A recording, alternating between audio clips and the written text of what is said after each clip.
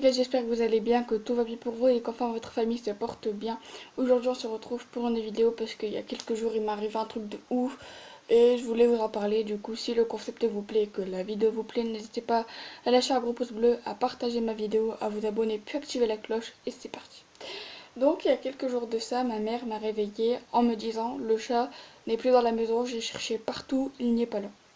Du coup, moi, je me suis posé une question. Bah, c'est pas vraiment une question, mais le premier truc qui m'est venu, c'est elle a 14 ans, elle est jamais sortie de la maison, elle est forcément dans la maison, ce qui me paraît un peu logique. Du coup, de là, je descends un petit peu en panique. Je regarde un petit peu à droite à gauche, je vois qu'elle est pas là. Du coup, je prends envie de faire un petit truc parce que j'avais faim, parce que moi, le matin, j'ai super faim. Du coup, je prends un petit truc et tout en le mangeant, je cherche un peu partout dans la maison.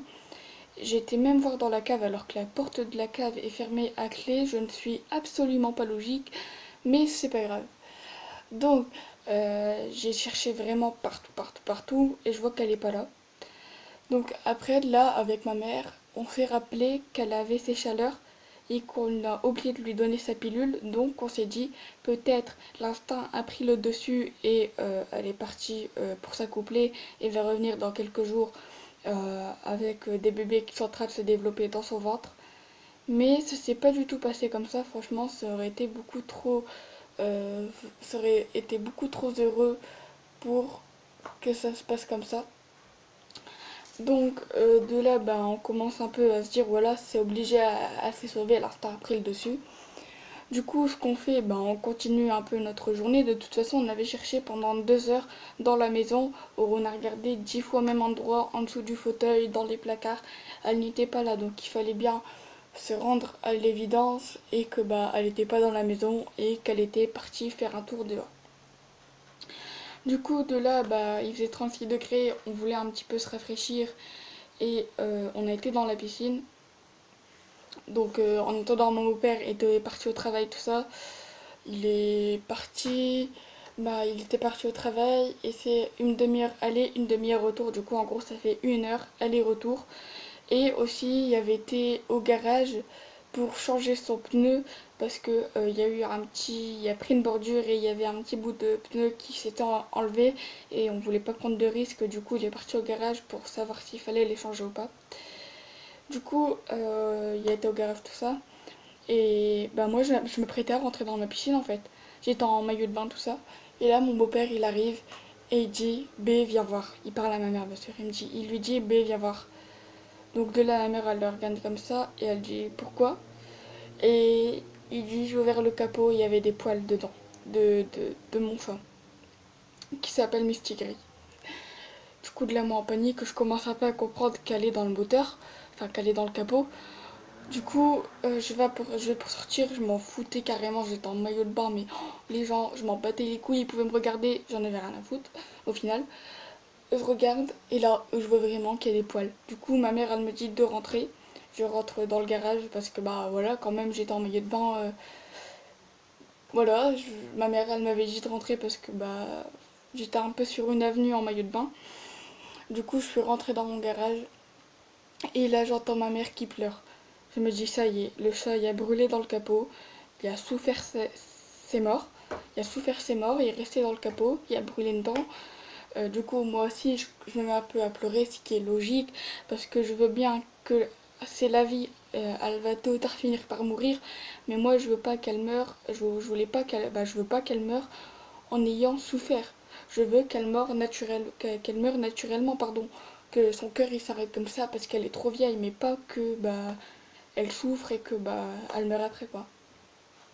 Du coup là je commence un peu à pleurer et ma mère me dit elle est vivante, il faut la sortir immédiatement de la voiture, bah du capot. Du coup on commence un peu à chercher un cric, voilà, tout ça, il y avait mon tonton. Du coup mon tonton, heureusement qu'il y avait un cric dans sa voiture, sinon on n'aurait pas pu soulever la voiture parce que nous on n'a pas de cric. Du coup mon tonton prend le cric, le glisse sur la voiture et la fait monter. Et en attendant, ma mère regardait le chat qui était dans le capot. Et elle voyait un petit peu, en fait on voyait que la moitié de sa tête et sa patte qui était posée comme ça, qui dépassait en fait. Et là ma mère elle me dit, bah elle dit ouais, elle bouge encore. Et il faut savoir que notre chat déteste quand on lui prend la patte. Alors du coup ma mère elle dit à mon tonton pour être sûre qu'elle est encore vivante, parce que elle peut très bien être morte avec l'œil ouvert. Du coup pour être sûre que le chat est encore vivant, ma mère dit à mon tonton tu lui prends la patte et tu la mets dans ta main. Et automatiquement si elle n'est pas morte, elle l'enlève parce qu'elle a horreur de ça. Mon tonton le fait et elle retire sa patte. Du coup là on est un petit peu content parce qu'elle est pas morte. Mais en attendant, elle est en train de souffrir. C'est la canicule, il fait 36 degrés, le moteur il est bouillant. Voilà quoi, il faut faire quelque chose au plus vite. Et du coup, de là, il soulève la voiture et il tire le chat. Du coup, le chat il tombe par terre. Ah, par terre, elle est tombée de ça quoi. Elle n'est pas tombée de 1 mètre quoi. Quand je dis tomber par terre, c'est de quelques centimètres quoi. Du coup, le chat tombe par terre. Et du coup, ma mère me dit vas-y, va chercher une couverture, on va la mettre dedans, tout ça. Du coup, je monte 2 étages, mettre 2 étages pour aller chercher une couverture, la descendre.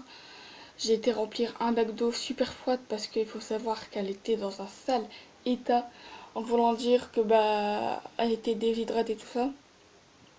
Du coup, on a pris. Ma mère l'a mis dans la couverture, l'a rentrée dans le garage, l'a mis sur le sol, du coup, le béton. Parce que pour qu'elle te rafraîchisse un petit peu quoi, que elle est moins chaud. En attendant moi je prends de l'eau, je lui en mets un petit peu sur sa tête tout ça. Ma mère elle est partie directement au vétérinaire en urgence. Du coup le vétérinaire a dit que elle avait plus de 42 de température, qu'elle était déshydratée, du coup ils l'ont mis sous d'oxygène et tout. Oxygène pardon. Du coup a été un petit peu, quand je dis dans un sale état, franchement elle a eu de la chance parce que souvent les chats qui passent dans les moteurs ils sont déchiquetés ou broyés ou ils n'en ressortent pas vivants. Et elle, elle en est ressortie vivant, même les vétérinaires n'y croyaient pas, pensaient qu'elle allait mourir. Mais bon, ils l'ont pas dit tout de suite à ma mère, parce que déjà on était un peu paniqués, ce qui est logique. Ils l'ont pas dit à ma mère, ils l'ont quand même pris, ils l'ont mis sous oxygène, ils lui ont mis une perfusion d'eau pour pouvoir la réhydrater plus rapidement. Et du coup, la nuit passe. Et le lendemain, le vétérinaire nous appelle en nous disant que elle va mieux. En fait, elle avait quelques hématomes, des contusions, du coup c'est des hématomes, elle avait des contusions pardon, au niveau de la poitrine, des brûlures au niveau de la poitrine, des poils arrachés, une plaie ici au niveau de sa tête, mais qu'elle allait mieux. Elle mangeait, elle buvait. Du coup, ils ont dit à ma mère aussi qu'il fallait qu'on vienne la rechercher plus rapidement parce que elle avait super peur, quoi. Elle était prostrée dans un coin et que les chats, ça pouvait leur être fatal d'avoir peur comme ça. Leur cœur pouvait, enfin, elle était en état de choc. Voilà, je cherchais le mot, mais elle était en état de choc, pardon. Et du coup, les vétérinaires ont dit qu'elle n'était pas sauvée par rapport à son état de choc, parce qu'en fait, quand les chats sont en état de choc, leur état il peut se dégrader pardon, très rapidement et malheureusement les vétérinaires peuvent rien faire. Et c'est ce qu'ils craignaient, mais heureusement, on va dire malheureusement, mais heureusement, euh, elle est chez moi, là, elle va mieux, tout ça. Je vous mettrai des photos de toute façon à la fin de la vidéo pour que vous voyez comment elle est. Mais ouais, franchement, elle va beaucoup mieux. Et après, on l'a récupérée et elle avait sa tête toute gonflée, tout ça, mais le principal, c'est qu'elle est encore vivante. Et Dieu merci, voilà, il nous l'a rendue. Mais voilà, c'était vraiment horrible. Du coup, j'espère que cette histoire vous aura pas plu parce que ça fait un petit peu sadique. Mais j'espère que voilà, vous aurez aimé m'écouter. Partagez la vidéo, abonnez-vous, likez. Et moi, je vous dis à la prochaine pour de nouvelles vidéos. Et je vous mets juste les photos. Je vous mets les photos maintenant. Allez, ciao.